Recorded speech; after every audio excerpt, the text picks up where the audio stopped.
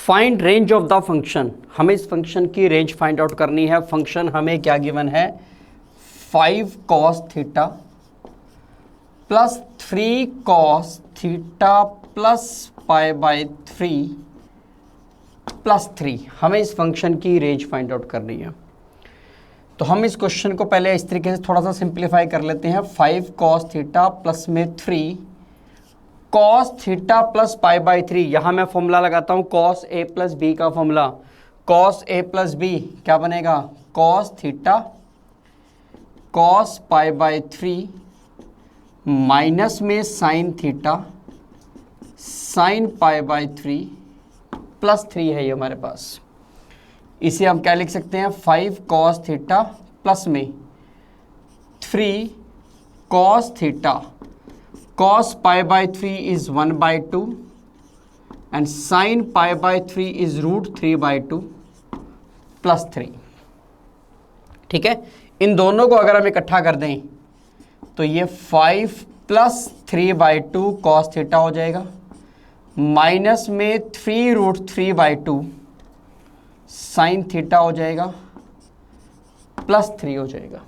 ठीक है, तो फाइनली हमारे पास ये कितना मिला, 13 बाई 2 cos थीटा माइनस में 3 root 3 by 2 sine theta plus 3 हो जाएगा। ठीक है, अब हम क्या बात जानते हैं, हम ये जानते हैं a cos theta plus b sine theta, इसकी जो वैल्यू है वो minus a square plus b square के रूट से लेके प्लस ए स्क्वायर प्लस बी स्क्वायर के रूट के बीच में लाई करती है। ये हमने स्टैंडर्ड रेंज पढ़ रखी है। तो अगर मैं इस पोर्शन की बात करता हूं, इस पोर्शन में, तो ये किसका काम करेगा, ए का, ये किसका काम करेगा, बी का।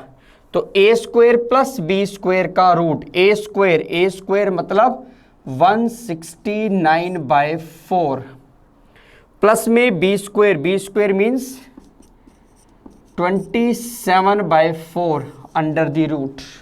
ठीक है, कितना मिलेगा ये हमारे पास 196/4 अंडर दी रूट। ये हमारे पास कितना हो जाएगा 49 रूट मीन्स कितना आएगा ये 7।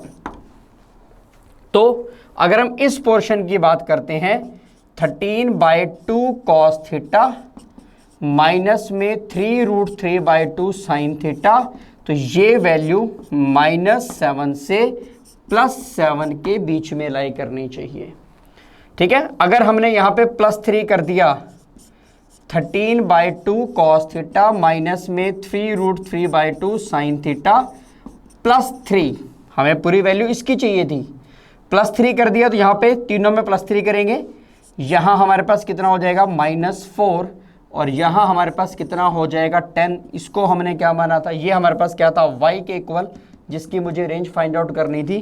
तो ये वैल्यू एफ थीटा, तो एफ थीटा की वैल्यू इट मीन्स कहां से कहां लाई कर रही है, तो एफ थीटा की वैल्यू लाई कर रही है -4 से लेके कहां तक 10 तक।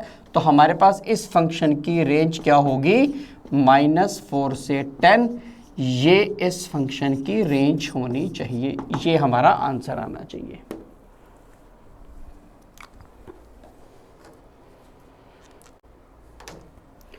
Find the range of function f(x) is equal to में log base e sin x।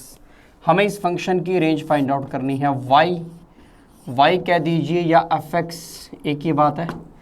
ठीक है, log base e sin x, हमें इस फंक्शन की रेंज फाइंड आउट करनी है।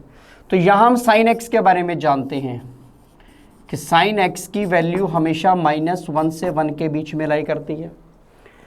log बेस e हम क्या कर रहे हैं, देखो sin x की वैल्यू -1 से 1 के बीच में लाई करती है, पर लॉगरिथम के अकॉर्डिंग इसके लॉगरिथम के अंदर नेगेटिव नहीं आना चाहिए, ना ही 0 आना चाहिए, हमेशा पॉजिटिव आना चाहिए। अब -1 से 1 sin x लाई करता है, पर नेगेटिव लॉग को सेटिस्फाई नहीं कर रहा लॉग। ठीक है, 0 भी लॉग को सेटिस्फाई नहीं कर रहा, तो हम क्या लेके चलेंगे, sin x की वैल्यू इट मीन्स 0 से 1 के बीच में लाई करती है। ठीक है, sin x की वैल्यू 0 से 1 के बीच में लाई करती है, नेगेटिव लॉग की डोमेन को सेटिस्फाई नहीं कर रहा और इक्वल टू 0 भी लॉग के डोमेन को सेटिस्फाई नहीं कर रहा। अब हम क्या करते हैं, हम यहाँ तीनों में लॉग बेस ई अप्लाई करते हैं, क्योंकि अब लॉग बेस ई एक इंक्रीजिंग फंक्शन है। ठीक है, लॉग बेस ई का ग्राफ किस तरीके से बनेगा, इस तरीके से बनेगा। इंक्रीजिंग फंक्शन है, इंक्रीजिंग फंक्शन है तो इनइक्वालिटी चेंज नहीं होगी। ये हमारे पास क्या बन गया, y। log 1 की वैल्यू जब x 1 है तो y कितना है, 0। log 1 की वैल्यू 0। log 0 की वैल्यू जब x 0 है तो y कहाँ जा रहा है, ग्राफ कहाँ जा रहा है, माइनस इन्फिनिटी की तरफ। तो इसका मतलब y की वैल्यू माइनस इन्फिनिटी से 0 के बीच में है। यही हमारे पास फंक्शन की रेंज होगी। माइनस इन्फिनिटी पे ब्रैकेट ओपन, 0 पे इक्वल लगा हुआ है तो ब्रैकेट क्लोज्ड। इस फंक्शन की ये हमारे पास रेंज होंगी। ये हमारा आंसर आना चाहिए।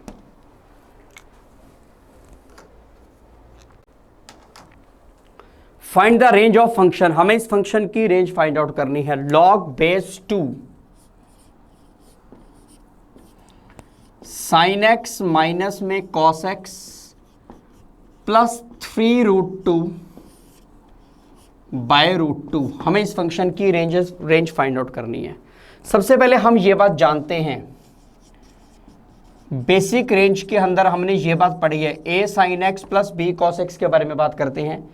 तो इसकी वैल्यू माइनस ए स्क्वायर प्लस बी स्क्वायर के रूट से प्लस ए स्क्वायर प्लस बी स्क्वायर के रूट के बीच में लाई करेगी। अगर हम इस पोर्शन के बारे में बात करें तो यहां पे a हमारे पास कितना आ रहा है, 1, ठीक है, और b हमारे पास कितना आ रहा है, -1। यहाँ साइन x के साथ है 1, cos x के साथ है -1। a और b हमारे पास 1 -1 हमें पता लग गई। तो a square plus B square का रूट हमारे पास कितना मिलेगा, 1 + 1 का रूट यानी कि √2।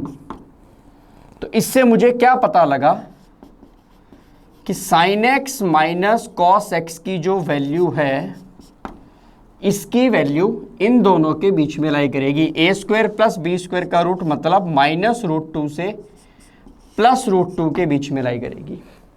ये तो इसकी वैल्यू लाई करेगी। मुझे बतानी किसकी है, इस पूरे फंक्शन की वैल्यू बतानी है। तो सबसे पहले मैं 3√2, मैं तीनों में 3√2 प्लस कर रहा हूं। अगर मैंने यहां 3√2 प्लस किया, 3√2 माइनस में √2 मतलब प्लस का 2√2 बनेगा। ये sin x माइनस में cos x प्लस 3√2 और यहां पे √2 प्लस 3√2 यानी कि 4√2 आ जाएगा। तो ये वैल्यू 2√2 से लेके 4√2 के बीच में लाई करेगी। अब हमें क्या चाहिए, बाय में √2 चाहिए। अब मैं तीनों को √2 से क्या कर देता हूं, डिवाइड कर देता हूं। ठीक है, इसका मतलब क्या हुआ कि sin x minus cos x plus 3√2 by √2, ये वैल्यू 4 और 2 के बीच में लाई करनी चाहिए। मतलब इस पूरे फंक्शन की हमें रेंज पता लग गई ये। पर अभी भी हमें क्या, हमारे पास बाहर क्या है, log बेस 2। हम क्या करेंगे, हम यहां पे log बेस 2 अप्लाई करेंगे, क्योंकि log बेस 2 बेस 1 से बड़ा है। ए log का ग्राफ, log में अगर बेस 1 से बड़ा है तो ग्राफ कैसे बनेगा, इंक्रीजिंग। और अगर इंक्रीजिंग फंक्शन अप्लाई करते हैं तो इनइक्वालिटी चेंज नहीं होगी। ये sin x माइनस में cos x plus 3√2 by √2 less than equal to log base 2। 4 को मैं क्या लिखूंगा, 2 का स्क्वायर। 2 का स्क्वायर लिखूंगा तो ये 2 आगे ला सकता हूं। log की प्रॉपर्टी कहती है पावर आगे आ जाएगी। अब log 2 बेस 2 क्या होगा, 1। ठीक है, ये भी log 2 बेस 2 क्या होगा, 1। तो मतलब यहां क्या बचेगा हमारे पास, 1, यहां पे 1 और बाहर था 2 मतलब 2 बचेगा। और ये हमारे पास क्या था, y। तो हम क्या कह सकते हैं कि y की वैल्यू कहां से कहां लाई कर रही है, 1 से 2 के बीच में लाई कर रही है। तो हमारी फंक्शन की रेंज क्या होगी, 1 से 2 के बीच में रेंज होनी चाहिए। यही हमारा आंसर होना चाहिए।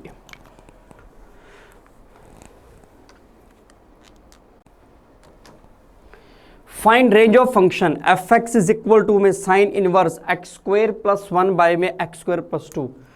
बहुत अच्छा क्वेश्चन है, बहुत ध्यान से समझेंगे। y इज इक्वल टू में sine inverse x square plus 1 plus x square plus 2 आ गया।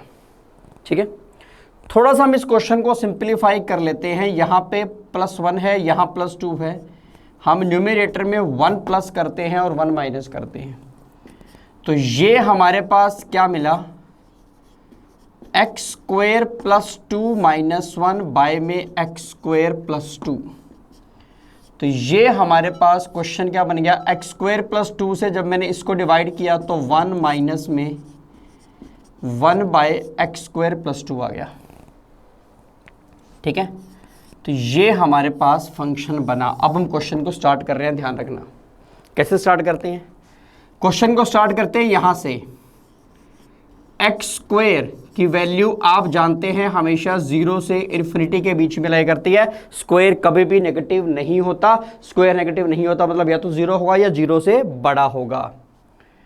तो एक्स स्क्वेयर प्लस 2 कहां से कहां लाई करेगा, हमने 2 प्लस कर दिया, यहां 2 प्लस कर दिया, 2 बन गया। इन्फिनिटी में 2 प्लस करेंगे तो वो इन्फिनिटी ही रहेगा। ठीक है, एक्स स्क्वेयर प्लस 2 की वैल्यू 2 टू इन्फिनिटी लाई करेगी। अगर मैं यहां रेसिप्रोकल करूंगा तो इन्फिनिटी का रेसिप्रोकल क्या हो जाएगा, 0। रेसिप्रोकल करते ही इनइक्वालिटी चेंज हो जाएगी, ध्यान रखना। इन्फिनिटी का रेसिप्रोकल 0, 2 का रेसिप्रोकल हमारे पास क्या बनेगा, 1/2।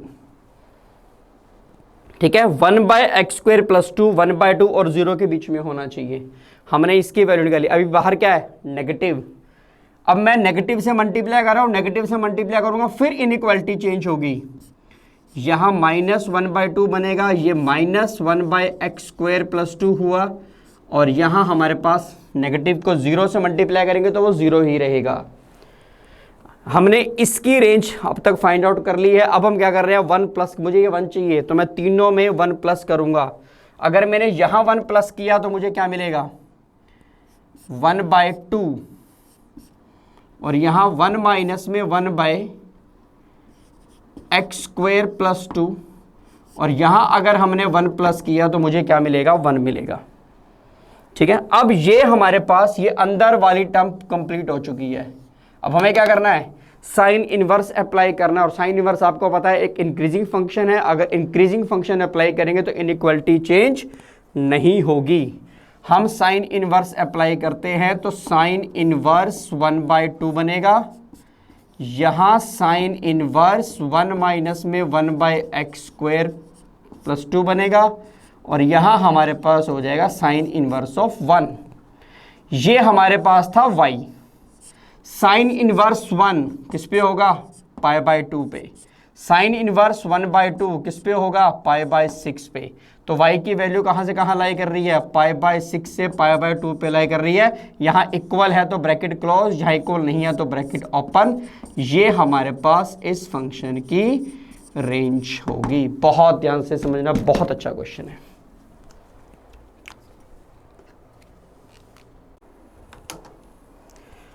Find the range of the function. हमें इस फंक्शन की रेंज फाइंड आउट करनी है। 1/sin x के ऊपर फ्रैक्शनल पार्ट फंक्शन है और पूरे के ऊपर ग्रेटेस्ट इंटीजर फंक्शन है। हमें इस फंक्शन की रेंज फाइंड आउट करनी है। y इज इक्वल टू में 1/sin x fractional part function and पूरे के ऊपर हमारे पास है ग्रेटेस्ट इंटीजर फंक्शन। स्टार्ट कहाँ से करते हैं, स्टार्ट करते हैं फ्रैक्शनल पार्ट फंक्शन से। फ्रैक्शनल पार्ट फंक्शन की वैल्यू हम लोग जानते हैं 0 से 1 के बीच में लाई करनी चाहिए। ठीक है, अगर मैं यहाँ पे दोनों तरफ साइन अप्लाई कर देता हूँ, sine x fractional part 0, sine 0 की वैल्यू 0, यहाँ मेरे पास आ जाएगा साइन 1। ठीक है, साइन 1 का मतलब है 1 रेडियन, और 1 रेडियन अप्रॉक्सीमेटली 57 डिग्री के इक्वल होता है। ठीक है, 57 डिग्री साइन 60 डिग्री के करीब हो गया। 60 डिग्री के ऊपर वैल्यू कितनी होती है, √3/2, मतलब 1.73/2 0.86, मतलब साइन 1 की वैल्यू 0.86 से कम होनी चाहिए। ठीक है, अगर मैं यहाँ पे करता हूँ 1/sin x fractional part function, reciprocal करेंगे तो ये इनइक्वालिटी हमारी चेंज हो जाएगी। यहाँ हमारे पास आ जाएगा 1/sin 1, यहाँ हमारे पास 1/0, 1/0 मीन्स इन्फिनिटी, इन्फिनिटी पे ब्रैकेट, इन्फिनिटी पे इक्वल टू नहीं आएगा, ठीक है, तो ये हमारे पास इन्फिनिटी बन जाएगा। इसके ऊपर हमने क्या लगाया, इसके ऊपर हमने लगाया इंटीग्रल फंक्शन, ग्रेटेस्ट इंटीजर, मतलब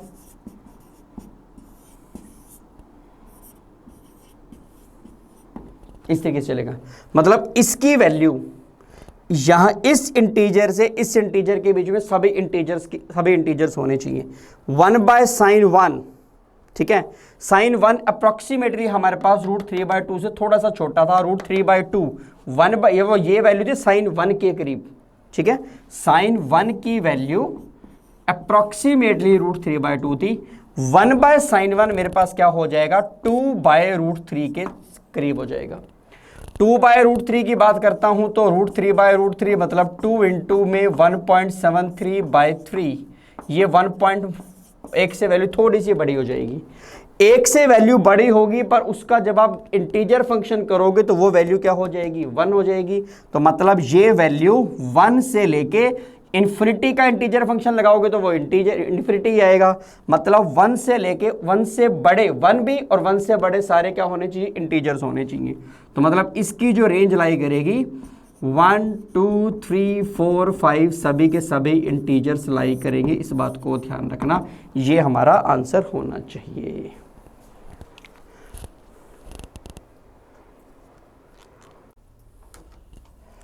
find range of function sine inverse x² + 1/2 greatest integer plus में cos inverse x² - 1/2 greatest integer. ठीक है, हमें इस फंक्शन की रेंज फाइंड आउट करनी है। y = में sine inverse x² + 1/2 greatest integer plus में cos inverse x² - 1/2 greatest integer. हमें इस फंक्शन की रेंज फाइंड आउट करनी है। तो सबसे पहले तो यहाँ पे x² + 1/2 ग्रेटेस्ट इंटीजर है, यहाँ x² - 1/2 ग्रेटेस्ट इंटीजर है। हम यहाँ 1/2 माइनस करते हैं, 1/2 प्लस करते हैं।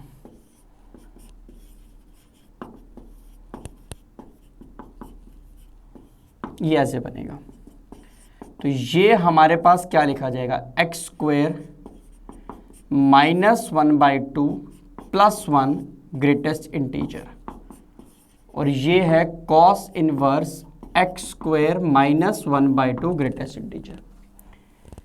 ये हमारे पास बनेगा sign inverse x² - 1/2 greatest integer plus 1। ठीक है, क्योंकि हमने ग्रेटेस्ट इंटीजर की प्रॉपर्टी पढ़ रखी है, अगर उसमें कोई भी इंटीजर प्लस माइनस हो रहा है तो आप उस इंटीजर को ग्रेटेस्ट इंटीजर फंक्शन से बाहर निकाल सकते हैं। प्लस में कॉस इनवर्स x² - 1/2 का ग्रेटेस्ट इंटीजर है। अब थोड़ा सा अगर इस बात को डिस्कस करें तो कोस इनवर्स के अकॉर्डिंग अगर सोच के चलें तो कॉस इनवर्स की जो डोमेन कहती है उसमें ये वैल्यू x² - 1/2 के ग्रेटेस्ट इंटीजर की वैल्यू -1 से 1 के बीच में होनी चाहिए। अब क्योंकि ये इंटीजर फंक्शन लगा हुआ है, -1 से 1 के बीच में होना चाहिए और साथ में इंटीजर भी होना चाहिए, ये इंटीजर फंक्शन लगा हुआ है। तो इसका मतलब क्या हुआ, x² - 1/2 का जो ग्रेटेस्ट इंटीजर है या तो इसकी वैल्यू -1 होगी या 0 होगी या 1 होगी, क्योंकि -1 से 1 के बीच में आपके पास 3 ही इंटीजर हो सकते हैं, -1 0 और 1। ठीक है, अब हम इन तीनों को एक एक करके ये, क्योंकि यहाँ भी हमने ये पुट कर दी बना दिया, यहाँ भी ये बना दिया, अब इन तीनों की वैल्यू इसकी वैल्यू एक एक करके तीनों पुट करके देखूंगा। पहले -1 फिर 0 फिर 1। जब मैं इसकी वैल्यू -1 पुट करता हूँ, x² - 1 का रूट जब मैं इसकी वैल्यू -1 पुट करता हूँ तब हमारे पास y क्या बनेगा, देखो ध्यान से। जब मैंने इसकी वैल्यू -1 पुट की तो ये मेरे पास -1 + 1 0 हो गया, ये हमारे पास साइन इनवर्स 0 हो गया और ये हमारे पास कॉस इनवर्स -1 हो गया। ठीक है। साइन इनवर्स 0 यानी कि 0, कॉस इनवर्स -1 मतलब पाई। तो यहाँ पाई की वाई की वैल्यू कितनी आ रही है मेरे पास, पाई आ रही है। जब मैं एक्स स्क्वेयर -1 इसकी वैल्यू 0 पुट करता हूं, जब मैंने इसकी वैल्यू 0 पुट की तो यहां हमारे पास क्या मिला, साइन इनवर्स 1 प्लस में कॉस इनवर्स 0, हमने इसको 0 पुट कर दिया। साइन इनवर्स 1 मतलब π/2, कॉस इनवर्स 0 मतलब π/2। यहां भी आंसर मेरे पास क्या बन रहा है, पाई। जब मैं एक्स स्क्वेयर -1 ग्रेटेस्ट इंटीजर को पुट कर रहा हूं 1, अब जब मैं इसको 1 पुट कर रहा हूं तो यहां पे 1 पुट करते ही 1 + 1 क्या हो जाएगा, 2, जबकि साइन इनवर्स में 2 नहीं हो सकता। साइन इनवर्स में जो x होगा वो -1 से 1 के बीच में लाई करना चाहिए। तो ये पूरी वैल्यू कभी भी 2 नहीं हो सकती, मतलब मैं इसको 1 पुट नहीं कर सकता। तो मेरे पास y की दो ही वैल्यू अलाउड है, दोनों वैल्यू सेम है, एक ही वैल्यू अलाउड है, मतलब मुझे पाई। तो हमारे पास जो y की वैल्यू वो सेम ही आ रही है, तो रेंज हमारे पास सिर्फ और सिर्फ क्या होगी, पाई होगी। ये हमारे पास इस फंक्शन की रेंज निकल के आएगी।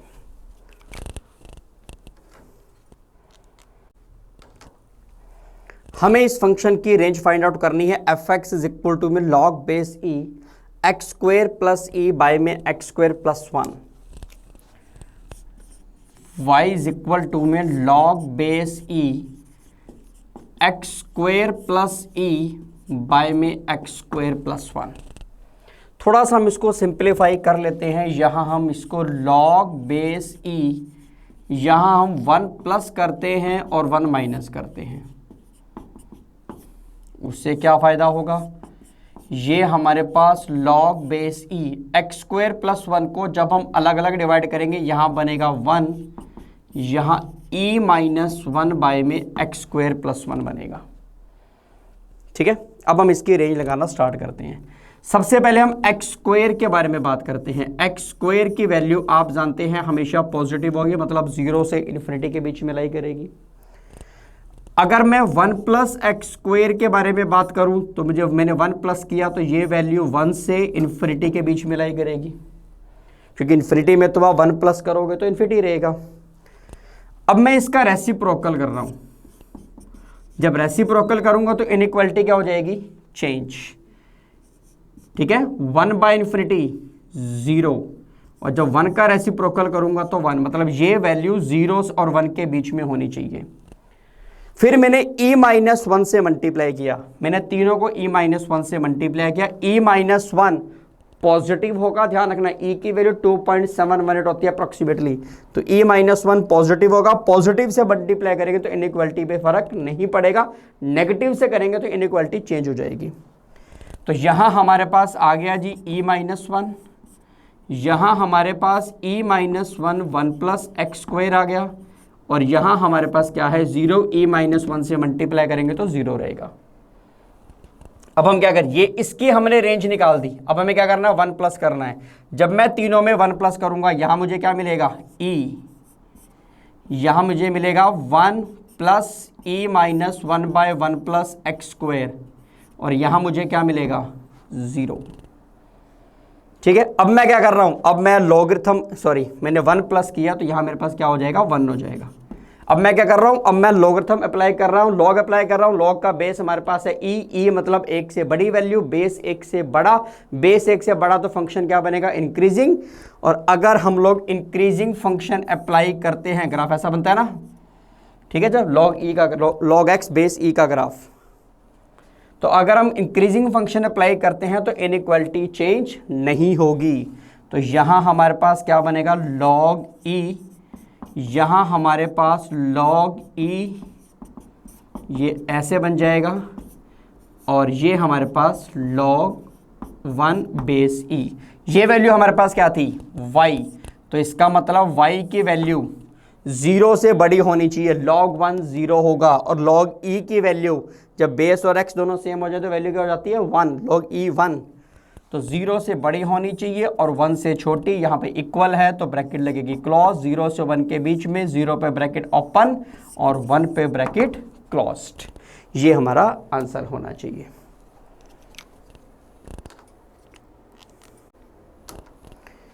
Find the range of the function, हमें इस फंक्शन की रेंज फाइंड आउट करनी है। F X is equal to में second inverse log tangent X base 3 plus log 3 base tangent x.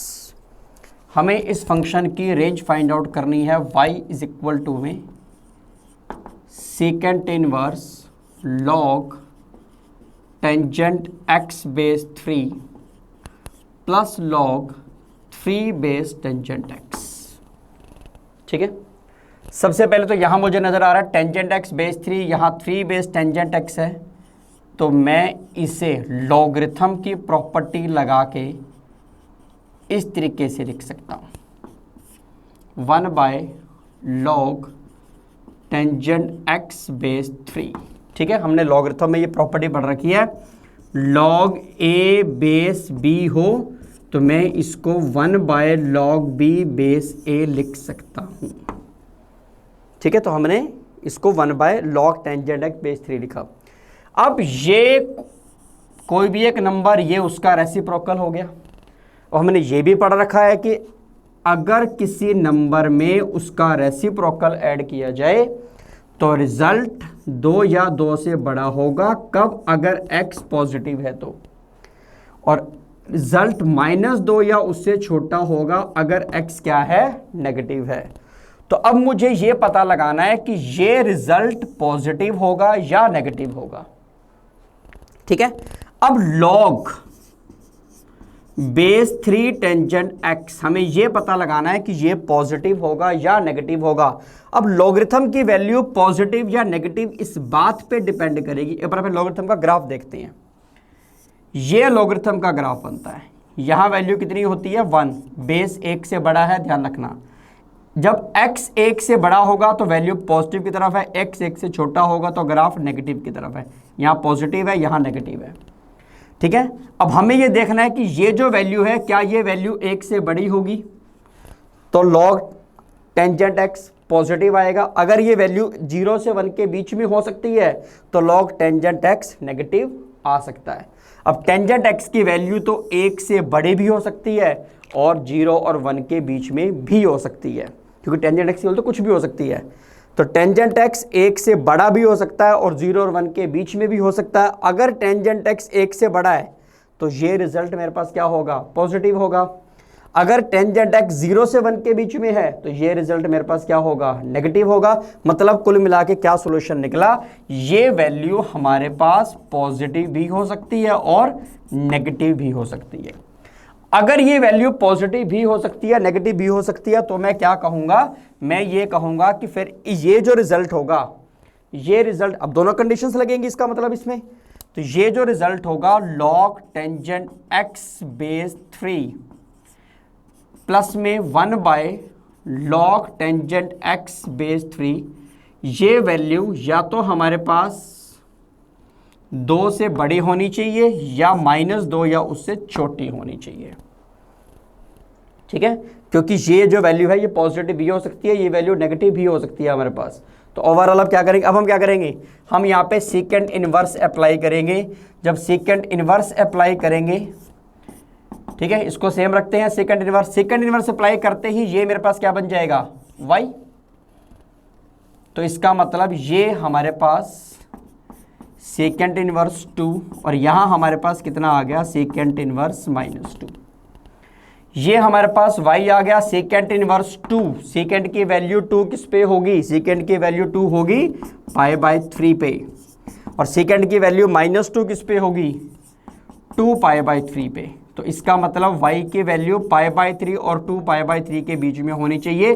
पर जबकि हम अगर सेकेंड इनवर्स की रेंज की बात करें तो सेकेंड इनवर्स की रेंज जो हमारे पास होती है 0 to π, उसमें π/2 नहीं होना चाहिए। तो हमें यहां से π/2 को माइनस करना पड़ेगा। ये हमारी फाइनल रेंज बनेगी, ये हमारा आंसर होगा।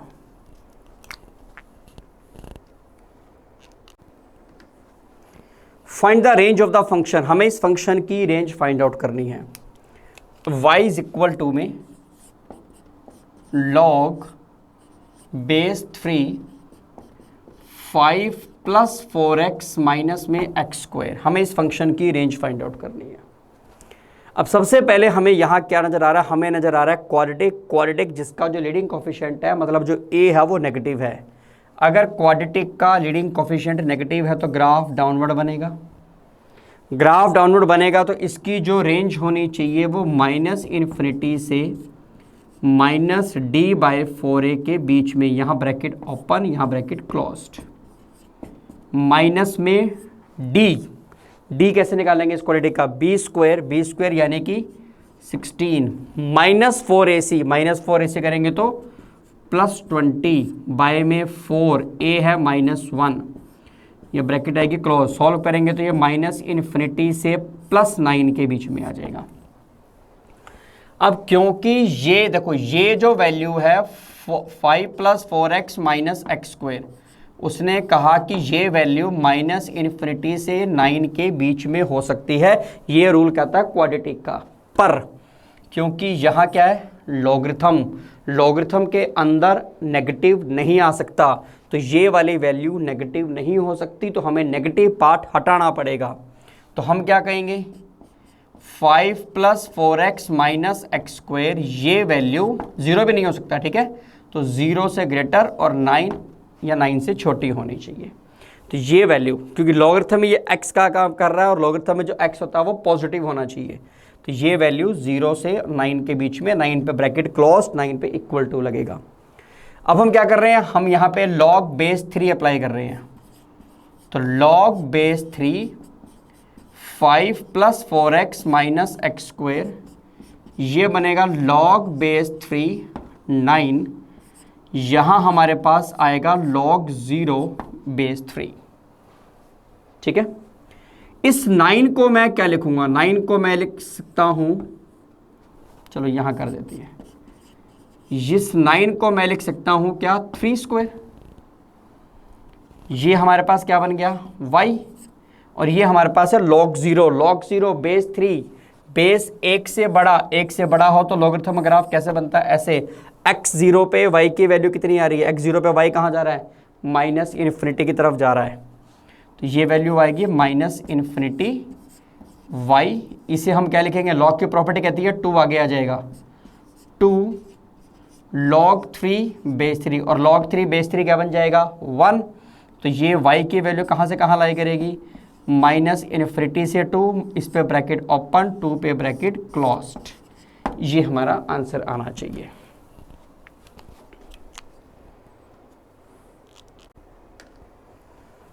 If fx is equal to में cot inverse x² - 4x + 5, then हमें रेंज ऑफ fx निकालनी है, तो हम इसको y के इक्वल लेके चलते हैं, y इज इक्वल टू में cot इनवर्स x² - 4x + 5, हमें इस फंक्शन की रेंज फाइंड आउट करनी है, मतलब हमें y फाइंड आउट करना है।